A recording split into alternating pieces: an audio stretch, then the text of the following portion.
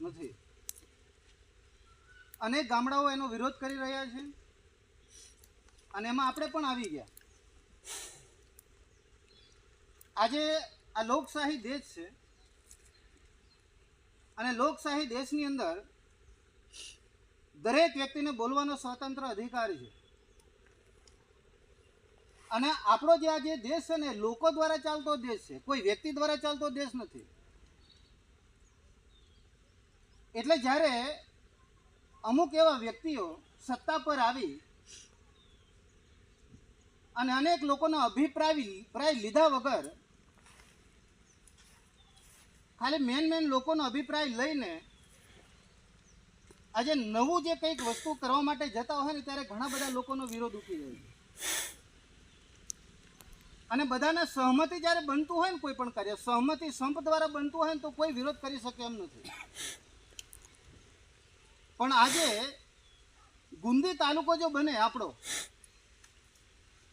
તો આપણા જે આદિવાસી જે વિભાગ છે એમાં જો ગામની અંદર તાલુકામાં તો બધા જ લોકો આવી જાય છે, એમાં બક્ષી લોકો આવી જાય, દરેક જાતિના લોકો આવી જાય છે.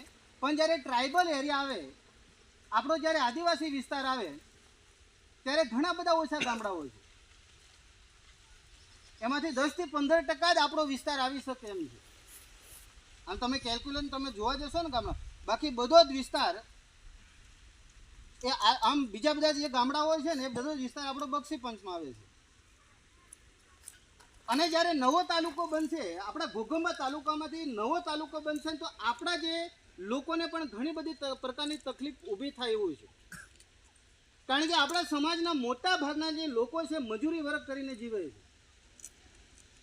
અને મજૂરી વર્ક કરીને જીવે એટલે આપણો વિસ્તાર ક્યાં જવાનો? બરોડા બાજુ જવાનો છે ને.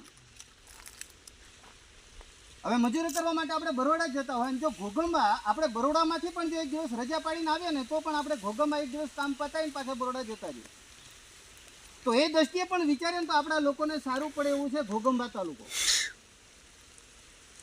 અને જો ગુંદી આપણો તાલુકો નવો બને, જો આપણું ગામ જો ગુંદીમાં જતું રહેશે તો આગળ સાહેબ મહારાજે કીધું તેમ ગુંદી જે તાલુકો બને તો